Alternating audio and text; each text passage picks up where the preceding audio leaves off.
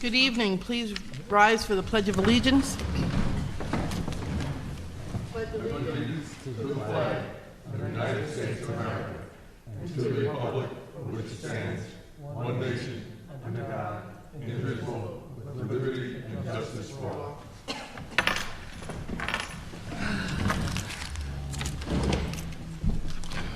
So I need a motion for the approval of the minutes of April 20th Board of Education meeting and May 9th budget hearing. I make a motion. I'll second. Any discussion? All in favor? Aye. I need a motion to accept the claims report, financial statements, and treasurer's report. I make a motion. I need a second. Second. Discussion? All in favor? Aye. Okay, we're up to audience communications, agenda items only. If there's anyone in the audience who would like to speak on anything that's on the agenda, please feel free to come up. Okay, thank you. Superintendent's report. Okay. First, I'd like to thank the community for their overwhelming support of our school budget for next year and the passing on Proposition 2 for the recoding of the roofs at Cutchogue East and the high school. I'd also like to congratulate Mrs. Arcelanian on her re-election and Lorraine Warren for being elected as trustees of the Board of Education for 3-year terms.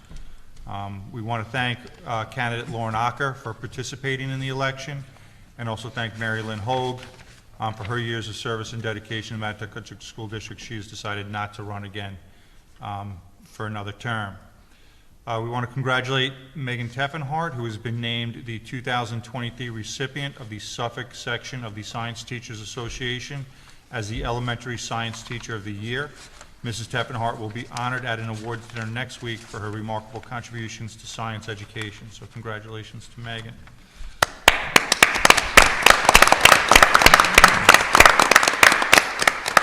Congratulations to the NJROTC unit who won first place in the drone Area 4 Championship, and to the instructors and all the cadets that competed in the Hempstead NJROTC Raider Challenge. So the drone it's a new category in ROTC, and our kids have been doing very well with it, where they do drone races and different obstacle courses and so forth.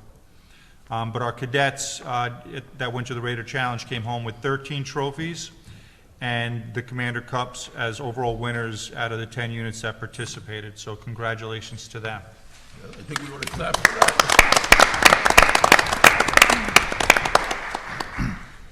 that. Junior Raleigh Ligori achieved a second place award out of 14 competitors in the statewide Skills USA competition in the small engine and repair service divisions and the small engine category. This competition was held in Syracuse, and she was also awarded a $7,500 scholarship to Ohio State Technical College. So congratulations to Riley.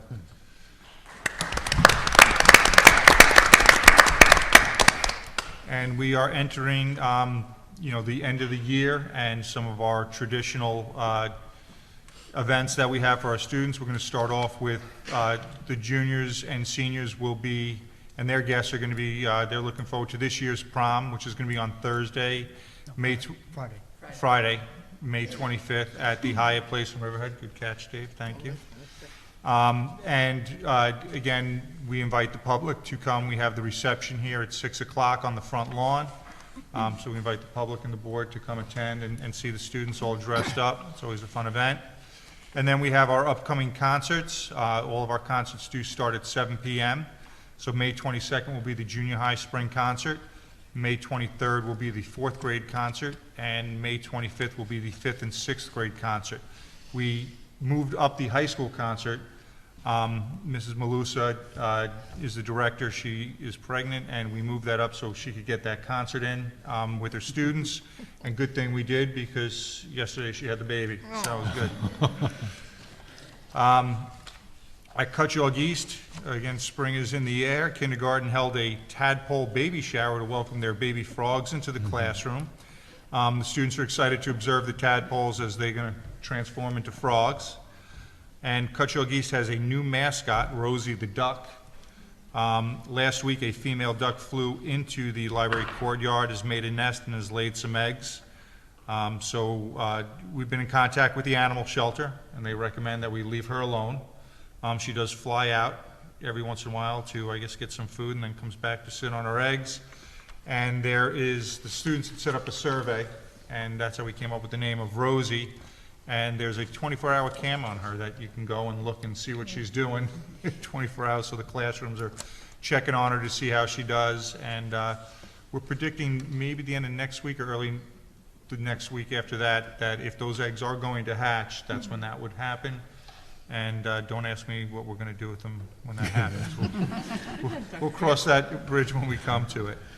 But Mrs. Ranieri's been counting the days and charting. I guess it's usually 28 days before they hatch. So, the Quogue Wildlife Rescue visited our fourth graders with some of their birds of prey, which is always exciting. The students, of course, were thoroughly impressed.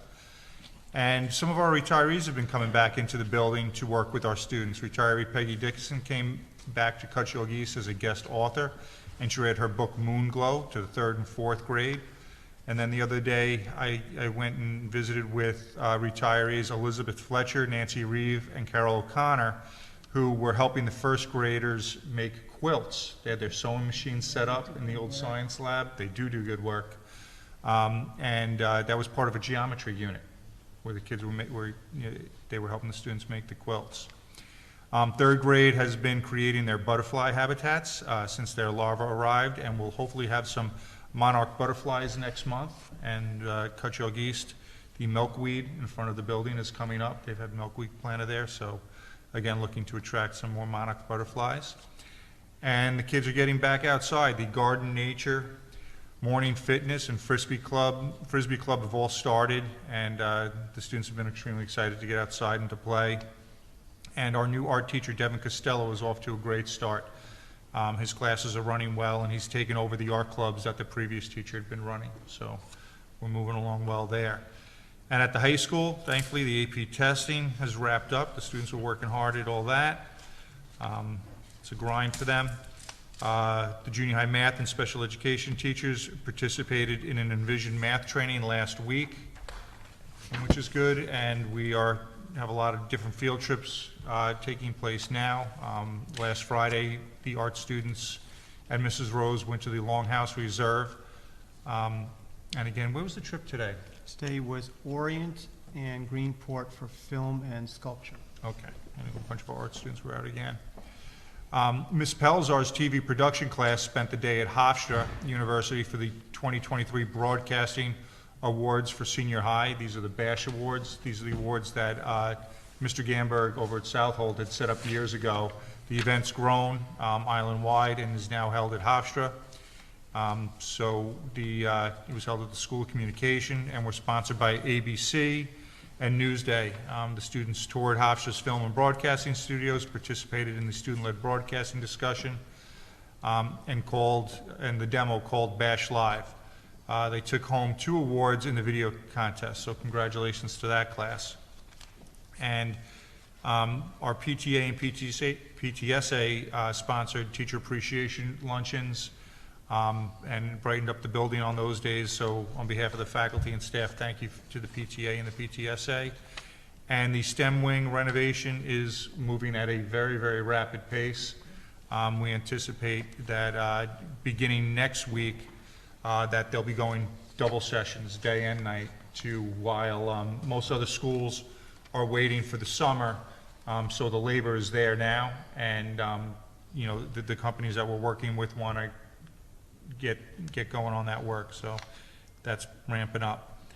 And in a sports update, we had our boys baseball team and girls lacrosse teams were at Center Moriches today for playoff games. Sadly, our boys lost the second in a 3-game series, 5-3 today, and our girls lacrosse team did win, so they will move on into the playoffs.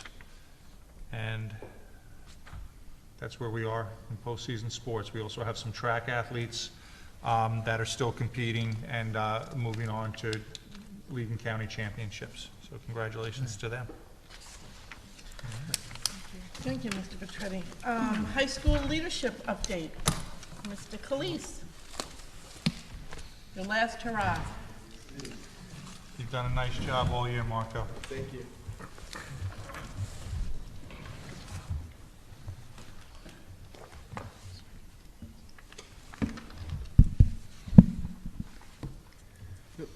Good evening.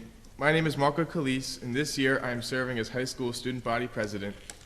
Over the course of the past year, we have accomplished many things here at Mattituck High School.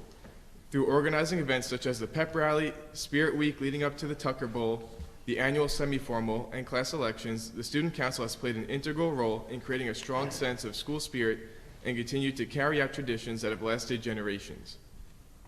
Tonight is the last address that I will be delivering to the school board. Instead of giving my usual update, I will be speaking about my journey growing up and attending Mattituck Cutchogue School District. I lived in Mattituck my whole life. I attended preschool at the Little Red Schoolhouse in Laurel before entering kindergarten in 2010. Cutchogue East is where I learned to read, write, was taught history, science, and the basics of math. The teachers I had throughout my time at Cutchogue East helped not only strengthen me academically, but also laid the foundation for students to develop a strong moral compass. By the time I reached 6th grade, I was ready for my next chapter of my journey at Mattituck. Then, in 2017, I entered the junior high school, and believe me when I say I was a force to be reckoned with. At this time, when students, including myself, undergo changes, adjust to a new building, and search for their true friends. Now, some adjust to these changes better than others, and Miss Arslanian can attest to how well I adjusted at first. But I couldn't have ultimately made the transition without the phenomenal teachers and supportive staff that helped guide me along the way. Junior high taught me to take pride in my schoolwork and the importance of associating myself with the right group of people. As I entered high school in the fall of 2019, little did I know what challenges lay ahead. At this time, I began getting involved in clubs such as Mock Trial, Best Buddies, Student Council, NJ, ROTC, and more. Then, in the spring of the following year, the coronavirus hit. Thanks to the extremely dedicated and hardworking staff, the transition to online classes went seamlessly. As I began to take AP and accelerated courses, I was honored to interact with some of the best teachers in their profession. They taught me the importance of building relationships with my teachers and working alongside my peers. Without the incredible support from the high school faculty, I know I would not be in the place I am today.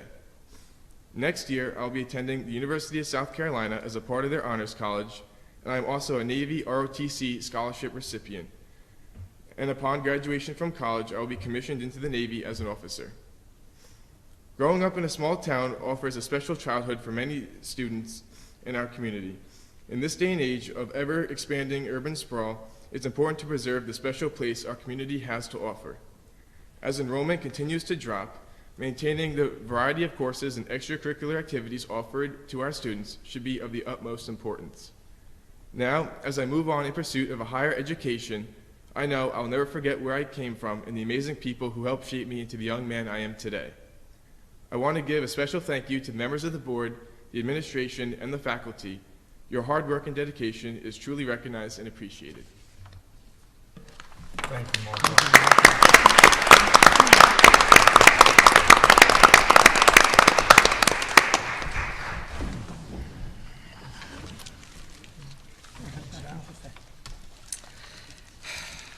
Okay, valedictorian and salutatorian recognition. Mr. Smith. Thanks, Martha.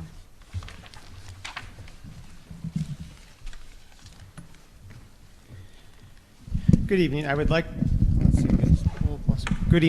to invite Jenna Slajeski to come forward, please.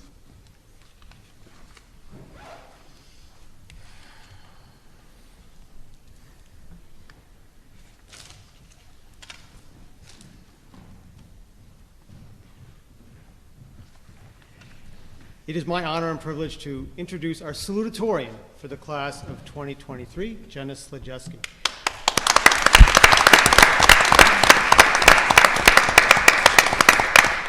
Jenna is a well-rounded person who strives to give back to the school and the community. Jenna has demonstrated leadership in various roles and organizations during her time at MHS. National Honor Society as the president, as well as DECA president, Student Council secretary, Leo's Club president, and Mattituck editor. Jenna is a member of our high school chorus, SAD Club, and is a mental health student ambassador. As a DECA member, Jenna competed at the state level during her sophomore and junior years.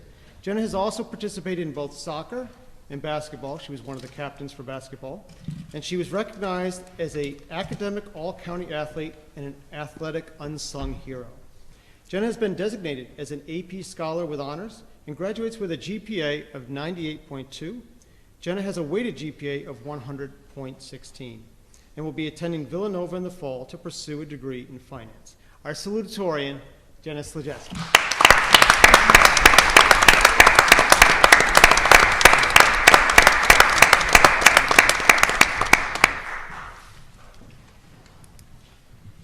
I would like to invite Jessica Riccozzi to please come forward.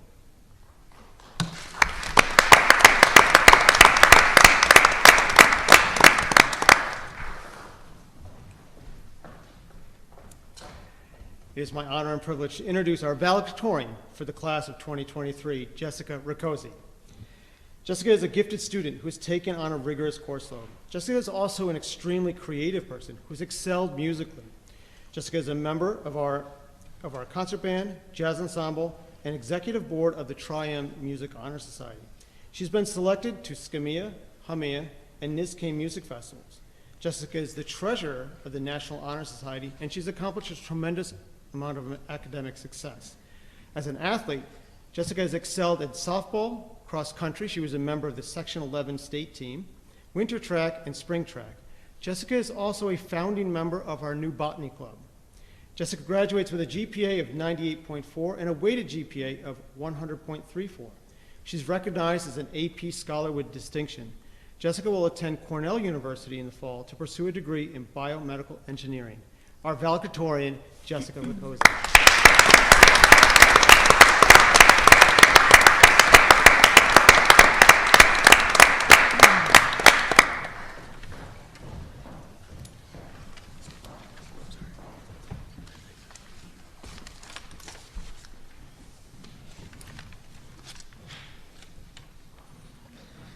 Okay, who goes first? Okay, can you teacher recommendations? Mrs. Brennan?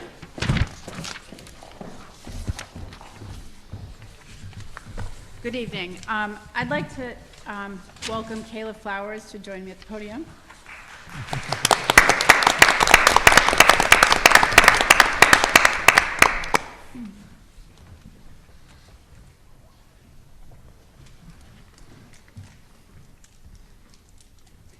Kayla Flowers is an E&L teacher who joined the Mattituck-Cutchogue School District part-time and then moved to a full-time position during the 2019-2020 school year.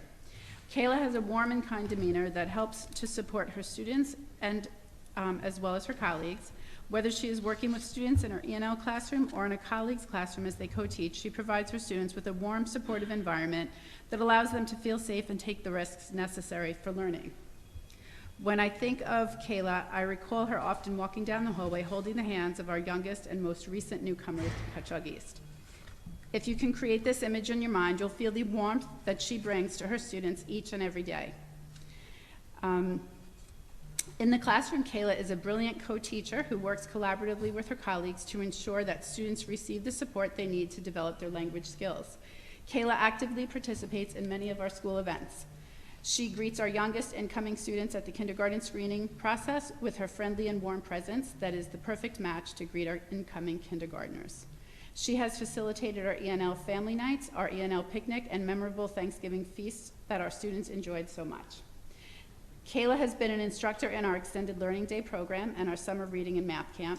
Kayla has chaperoned many of our school events, such as our school play and concerts. She serves on our technology committee, and she served as a coach for soccer and lacrosse and enjoys fostering relationships with not just our students at Cutchogue East, but our junior and high school students as well. Kayla continually demonstrates the qualities of a teacher who has the heart and understands both the art and science of teaching. As part of our E&L team, Kayla is an important asset to Cutchogue East as she works with colleagues and students to ensure our English language learners experience growth and learning at all times. Kayla is kind, knowledgeable, and collaborative in all of her work, and those qualities prove her to be an invaluable position at Cutchogue East. It is with great pleasure that I recommend Kayla for tenure. Congratulations, Kayla.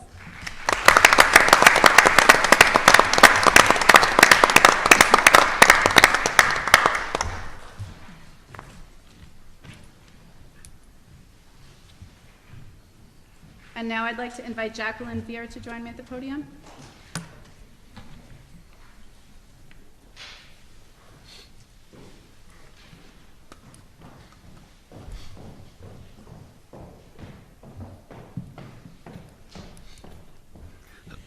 Jacqueline Veer is a third grade teacher who joined the Mattatak-Cutchogue School District in 2019.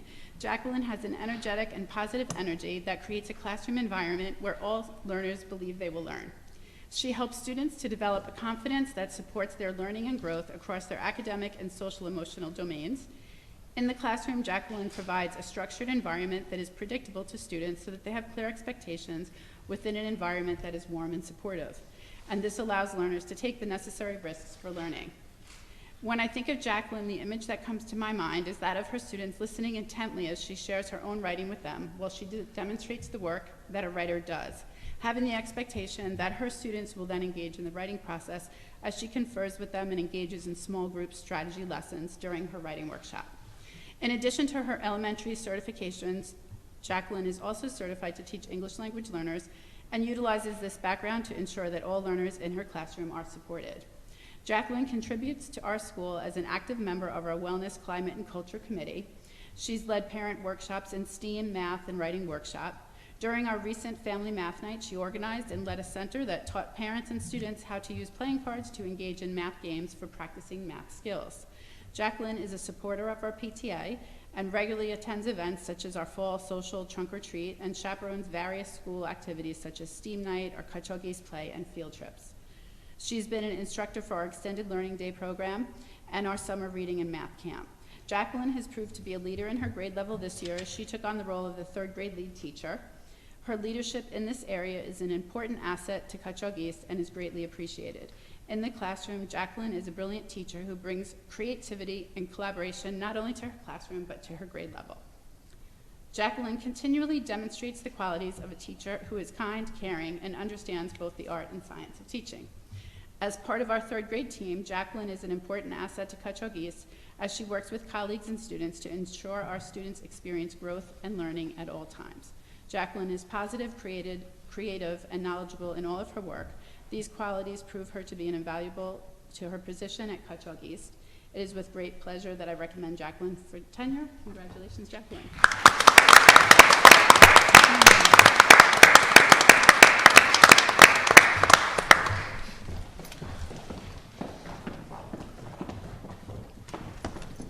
I would like to invite Ms. Daniels up, please.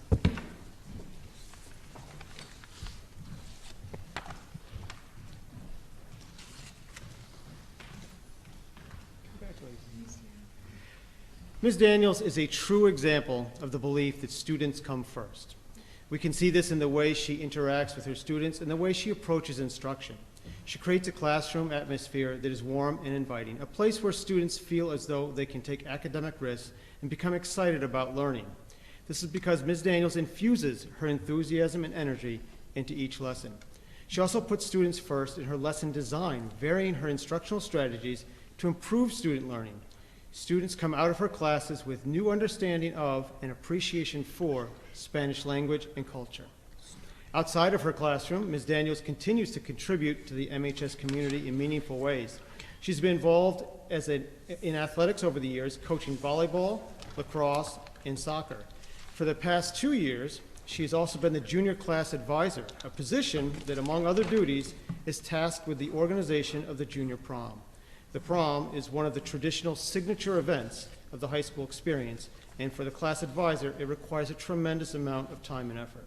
Ms. Daniels accepted this challenge and has done a terrific job helping to create enjoyable experiences and lifelong memories for our students. It is my privilege to recommend Ms. Daniels for tenure.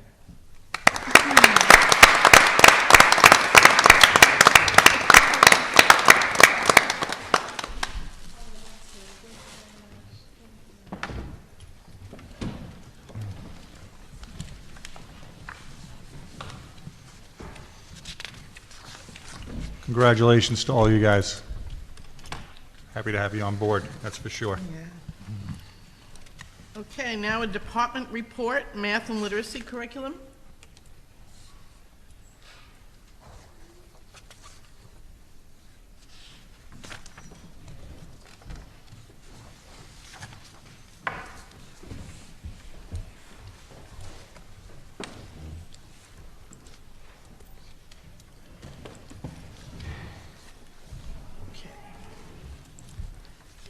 Hi to everyone who doesn't know me.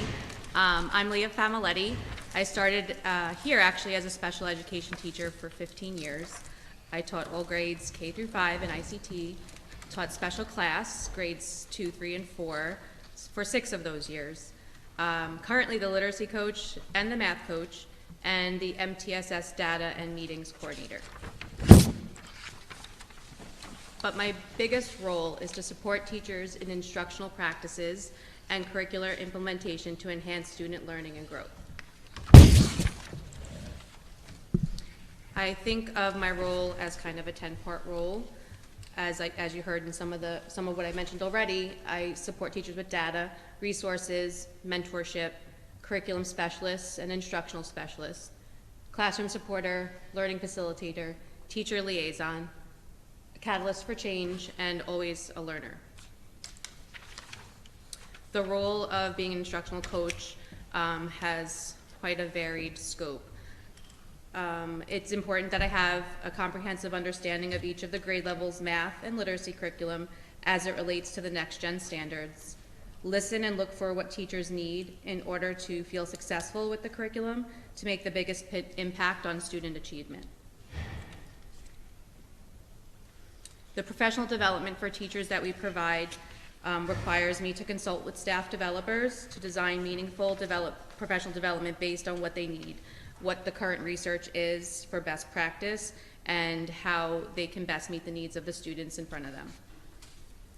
In utilizing the student-centered coaching model, it really keeps student work at the center of the entire cycle. So it's not so much about the teacher, but about the students, what they need, what the data says, and throughout that entire cycle, we're watching to see the progress that they're making towards the learning targets.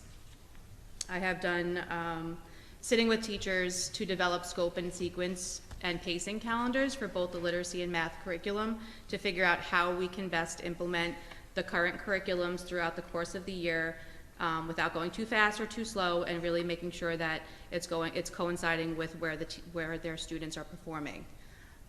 We also host literacy and math nights with teacher volunteers. The literacy nights so far have been more of a meaningful parent workshop for which they can come in, learn about the curriculum and ways that they can support their children at home. And this year we did a math night which invited parents and students to come together to work on math activities and in a fun way so they can be together while they're learning and also spending time. Any teacher can sign up for one-on-one meetings with me to learn about any strategies, unpack any units of study, plan to co-teach a lesson or unit together, review data, share interventions and differentiation ideas, and borrow professional resources.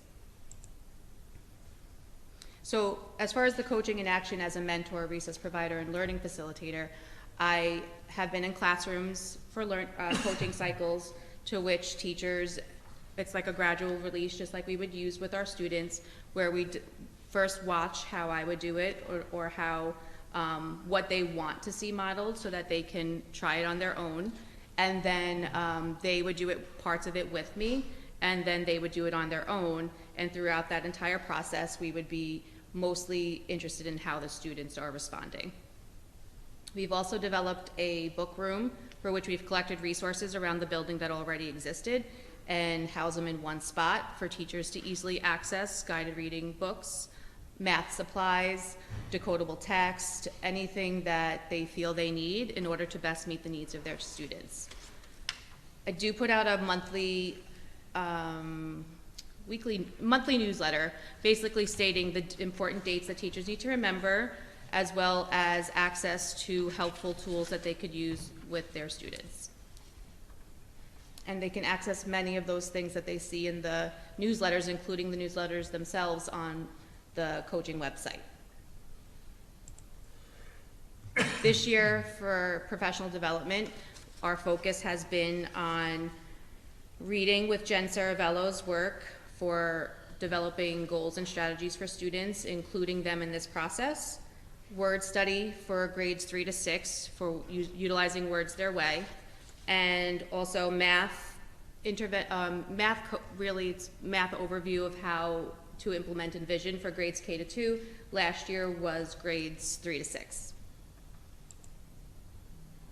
The Literacy PD was a 5-day series for each grade level with classroom coaching on a volunteer basis to implement instructional practices learned in the PD. So grades K to 2 was working on incorporating the science of reading methods for improving early literacy development and skills, and that was with Molly Feeney, and she also supported that work alongside Jen Saravello's reading strategies. So again, K to 2 was also working with developing goals and implementing strategies. Grades 3 to 6 was using Jen Saravello's Complete Comprehension Toolkit, which is really helps teachers know if a reader's whole book comprehension matches what a short text assessment tells them. So it's how to evaluate a reader's whole book comprehension, how to turn an evaluation into strategy-based, goal-directed instruction.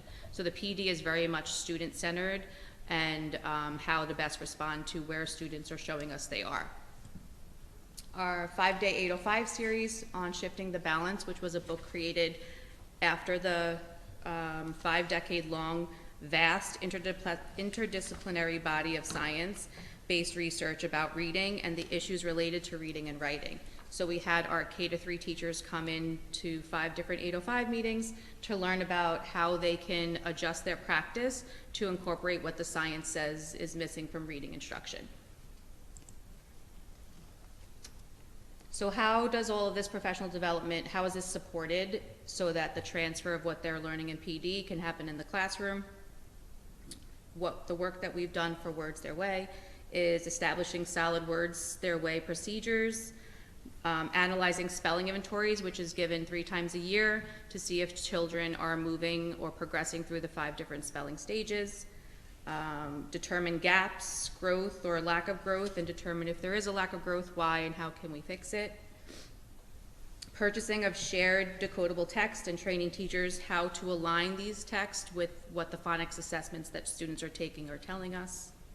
Reviewing complete comprehension assessments, which they were taught how to use, in order to choose relevant goals and strategies for student improvement, and coaching on the use of differentiated center rotations in the primary grades to incorporate the science findings and really help each rotation in the group be more strategic in supporting their development.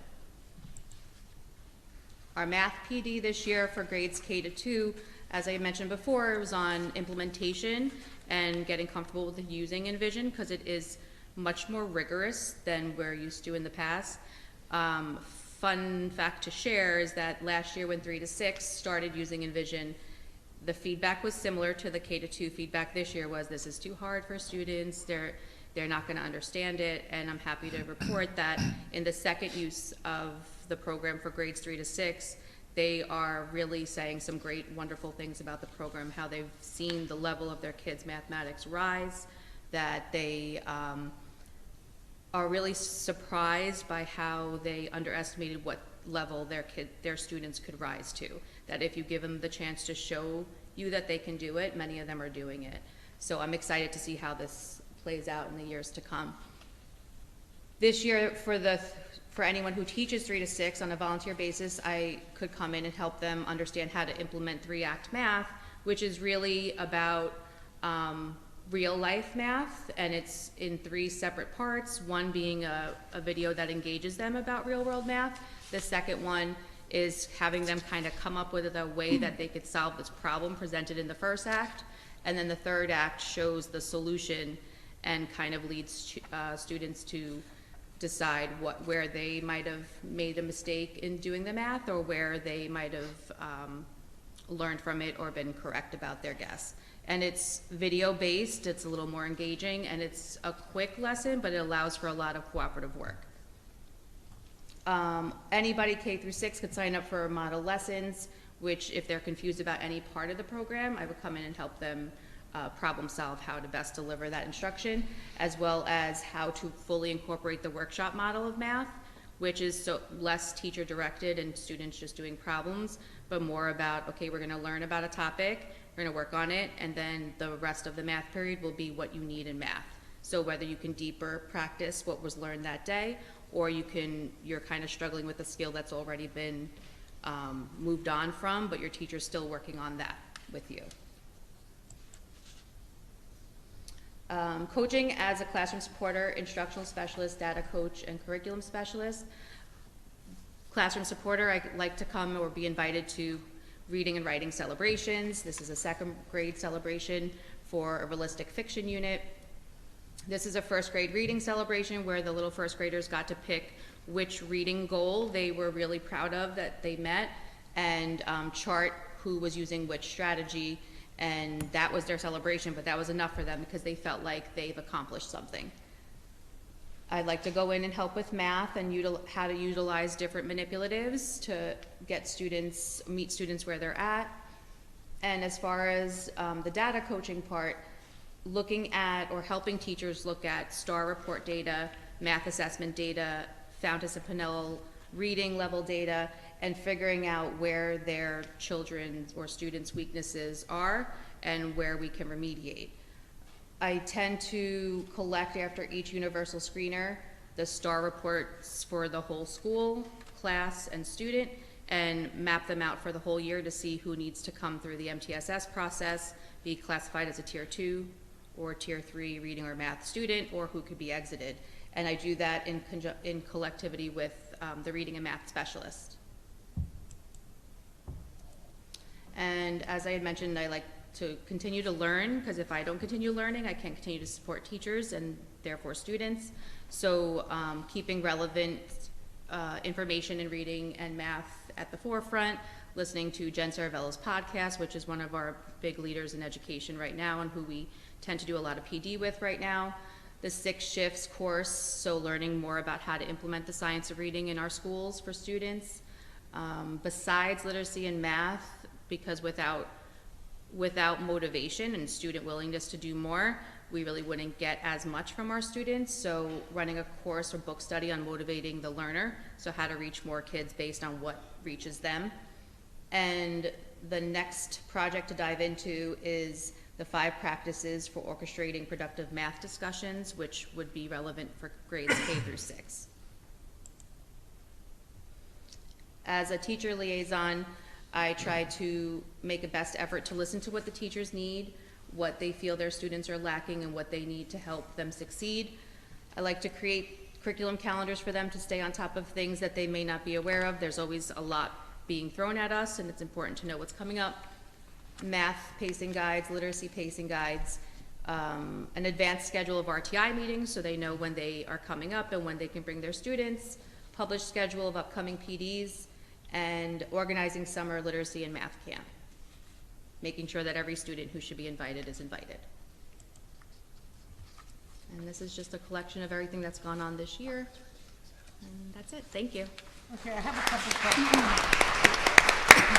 My one question is, well, it's not really, it's part of a question, but I have not heard, so you know, last year I heard a lot of complaints about math. This year I haven't heard any. Oh, really? So that's a That really makes me good happy. thing, and that's a pat on all of your back. Great. But I think part of the reason for that is your math night.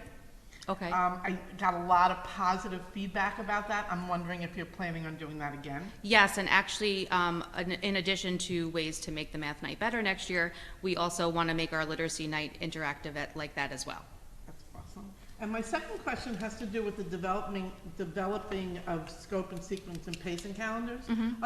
Is that fluid? Do you have to change that, or do you create that in the So beginning? we created at the end of each school year, Okay. starting last year. Mm-hmm. And this year we have scheduled dates coming up in June, early June. And I've asked teachers to bring this year's pacing calendar along with feedback. So what do they feel like was too rushed? What do they feel like they should have spent more time on, or maybe didn't need as much time on, so that we can refine it each year to make it better. And my third thing is, do you need anything? Mr. Petretti's going to hit me. I have to say that administration has been lovely making sure that we have everything that we need. Teachers come to me letting me know what they need, and whenever I ask, they're like, yes, get it. But if I think of anything, I will be sure to let you know. Okay, thank you. Thank you. very much. I just had Anybody else?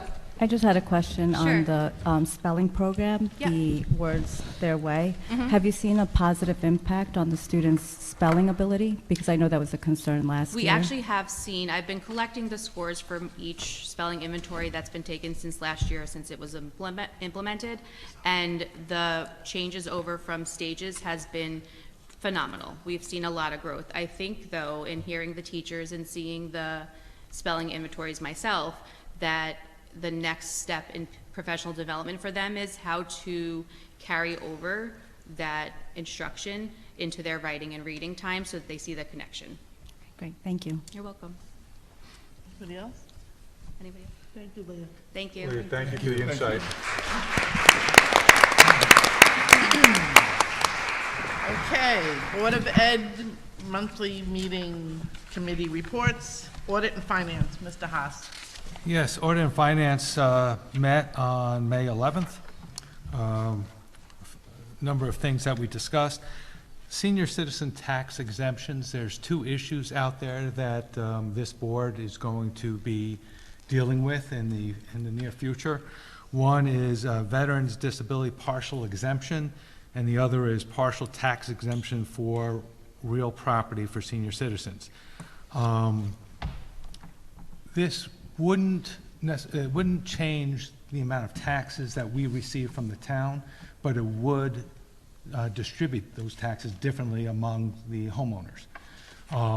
We need, and luckily we don't have to make a decision until next year, and by then we're going to be able to receive some information from the town who has already implemented this, and they'll be gathering the information that we're going to need when we discuss this topic. Is this separate from the STAR and the enhanced It's separate STAR? from the STAR, yep. Thank you. We went over the second part of the audit, the payroll audit. They reviewed 8 different sections of our process. All in all, it came out very positive. Of course, they have some recommendations. Most of the recommendations seem to be more around the approval and review process, which we're tightening up a little bit. But besides that, it was pretty straightforward. This audit will be next month's meeting. Yeah, it's not on this. No, this one is the first half of the, I think, isn't it? No, I think you, Is it this one? do you have it on for this one? Yes, it's the control of the payroll audit. Yeah. Yeah, that's on. Oh, it's on this one, okay. So I was very pleased with the results, and I'm going to skip down to where we talk about the claims report. Each month, the audit committee does review that with Charlie. It is, Charlie's kind of smirking right now because, he's been doing actually a very good job on tightening. This used to be an issue where every month we had something. But why I'm really mentioning it again is because I believe that our processes that are being put in place are tightening up this, but will also tighten up the payroll and the other audit issue that we had last year with respect to extra classroom activity. Everything is being tightening, and I think we're on a very good path to having all of that straightened out. School bus safety grant. I believe a couple of months ago, we received some funds from, I guess, the tickets that are given out for passing school buses. Well, we received another $7,000. That's good for us, but not good because a lot of people are passing by school buses when they're stopped. So this money that we are receiving is to be used toward bus safety, and administration will be working on how we're going to spend that. We have the second cycle of New York State healthcare worker bonus. New York State authorized the payment of bonuses to certain employees, and this will be the second half of that, and then it's finished. Okay. Yeah, there's still, people are eligible to receive the bonus at two occasions, most of our people, this will be their second time. There's one other worker who has received it their first time. They'll receive it a second time, because we Okay. plan on them continuing to work, and then we would be finished with this program. Okay. But New York, they end up paying us the What full we have amount, to pay out. along with whatever the cost would be for the retirement system. So they cover all the costs. Okay. Mattock Laurel Library 2024 budget was presented to us, and I guess their vote is scheduled for September 19th. Surplus budget transfers we discussed. Basically, most of those transfers were cleaning up year-end account balances between the different accounts, but it also includes the playground and Well, the yeah, pipe playground, there's, repair. a technology, this one is actually the technology Technology. project that we're moving forward on. Okay. We're gonna do this year. All right, the pipe was last month, and the playground was there. You gotta keep me in check, Charlie. All right. We discussed the Laurel basketball court. We know that it's in pretty rough shape. We did go out to get an estimate of what it would cost to repair that, mainly because of the legal liability of the condition that it's now. So a decision needs to be made whether we fix it or we take it down. We received a quote for just under $60,000 to fix the court. It's a lot of money, and so at some point, we're gonna have to decide if we wanna move forward with that, if we can get some partners to share in that with us, because it is a community gathering place, not necessarily a school sponsored place. So it's something that we're gonna need to discuss, and that's my report. You know, George, that court was originally, as I think most of us know, was put in by the Mattock Chamber of Commerce. And I think they're the ones that we really have to talk to and see if they're willing to redo it. Right. I believe when they did it, they had some kind of a grant from the state. But we'll have to look into Yeah, that. there's different community organizations that we plan on reaching out to, just to see if they would be interested in helping support that project. So, And the other thing, George, you mentioned the library vote. I asked the board, probably a year ago or more, about asking the library to have their vote, their budget on the same date that we do. And at the time, I think there was broad consensus with us. What does the board feel about that? Well, whether the board wants it or not, I did speak to the library, and the library says that that is not in our jurisdiction, even though we approve the vote, that they choose the date. So we would have to pursue it through them, as well as having a discussion with USTA. Very interesting. Why is it not in our district? I don't know. And the other thing that we would have to do is have Cutchogue, New Suffolk Library, and Mattock Laurel Library be on the same page, because they're different votes, and we support both of those. So we would have to do a little bit more research than just agree that we want to change it. Well, we've had conversations, I've had conversations with the directors in both libraries, and they expressed to me that they were not interested in doing that they did not want to align the school budget vote. And the Mattock Laurel Library is an association library, and their rules and regulations are very different than other libraries, which I found out from when I tried to foil something. They don't have to do that. So it's a conversation we would have to have with all of them and see what their regulations within their, within their buildings and their organizations in order to be able to do it. I would also be a little concerned about doing that, because we have control over what kind of a percentage increase our budget is going to go through. We have no say or control in what the library does, and do we want those to be on the same ballot, and possible confusion? Well, maybe if we start with just meeting with the directors and finding out what their regulations are first, and then we could bring it back to the board and, It would probably be a separate ballot, George. I do believe it would have to be, but it would be Be a honest. way to get more people to come out and vote. And right now, very few people vote on a library budgets, and that's, I think that's unfortunate. So it would help get people out and involved. But it's something we can look at. yeah, Thank you. thank you. Mr. Cooper, Building Safety and Grounds. Yes, we met last week.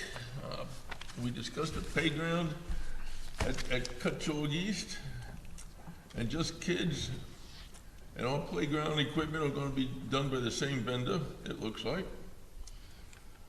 We should be completed over the summer. The speed bumps were installed over here at Mattituck.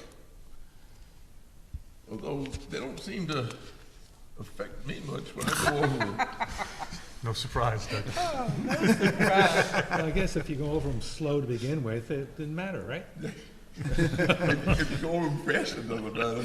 You're not supposed to say that, though. Not that you would do that, Mr. Cooper. Correct.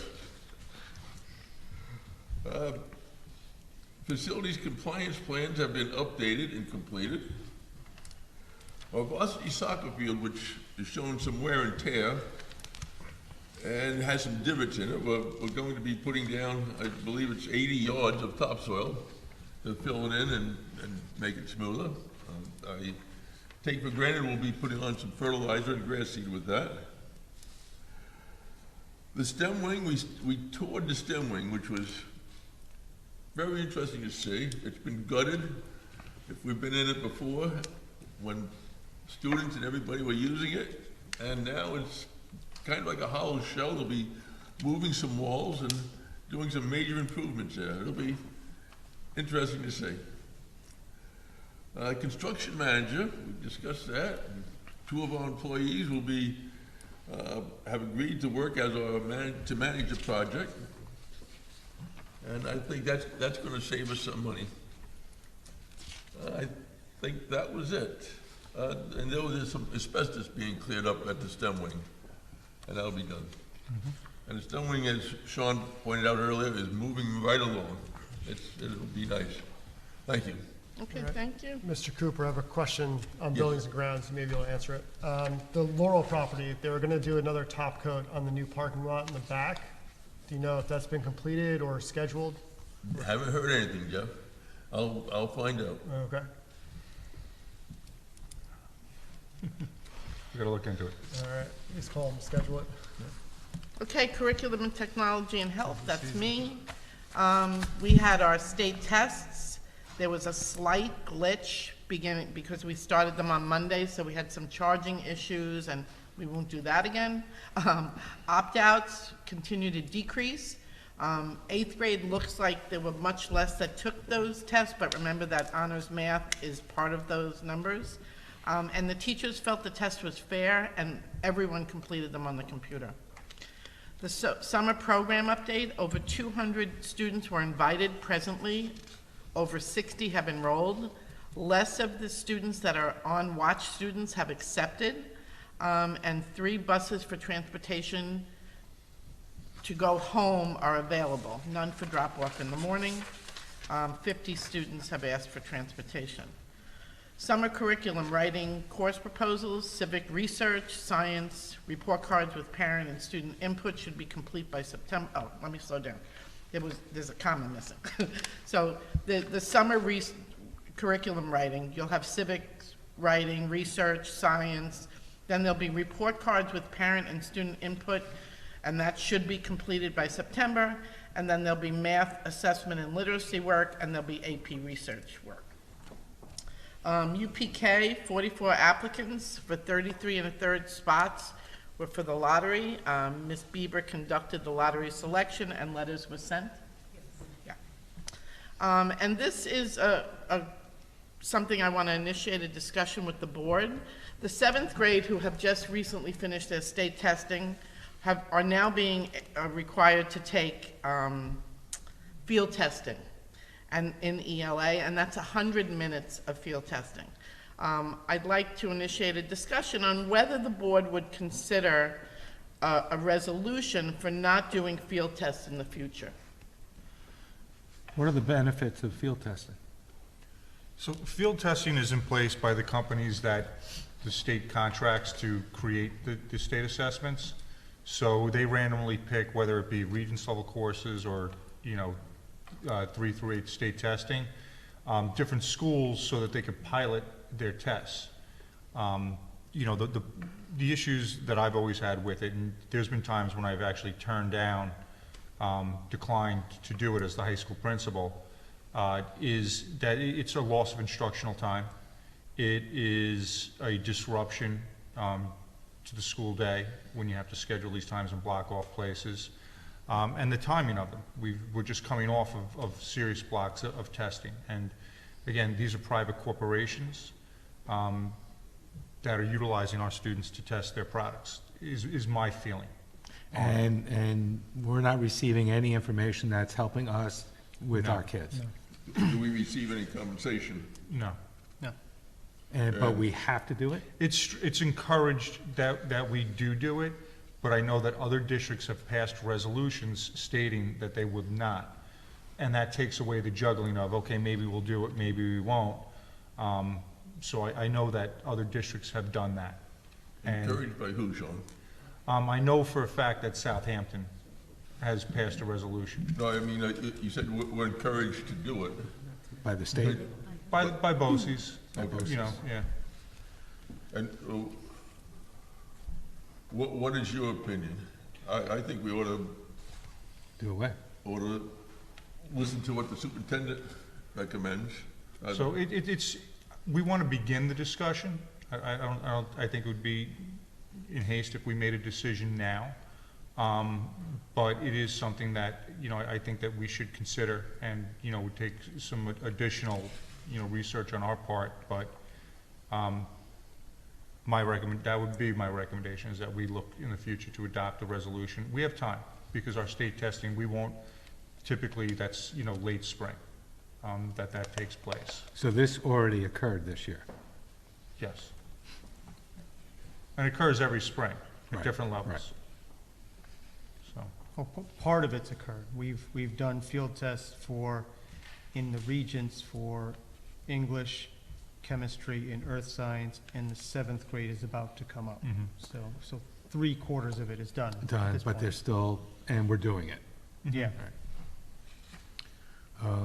Yeah, unless you can come up with some reasons why we would want to do it. Kids are opting out of certain testing, and so this is just not helping our cause to have the kids take the tests that give us information that help us. So pull together, some pluses and minuses to this thing, and let's discuss it. On the other hand, a test that doesn't count for anything is not a bad test. Except the kids probably figured that out, and I don't know how much effort they put into that. Well, it might take the pressure off them. Know that it won't count for their scores. It's interesting. Please find out more information. Jen, Okay. you have anything? No, I don't want to take away from instructional time. Yeah. Jeff? Yeah, I'd like to discuss it further, so. Okay. Negotiations and personnel, that's me. Okay, wait a minute. We have reached a tentative agreement pending a ratification by the MCTA and the Board of Education. And that's my report on negotiations. And now we go to new business. Can I have a motion? Anybody have any questions about any of that? No? Make a motion for donation item A. I need a second. I'll second. Discussion? Thank you. All in favor? Aye. Okay, personnel items A through X. So moved. Second. Second. Any discussion? All in favor? Aye. Yep. Resolution A through R. I'll move it. I'll second.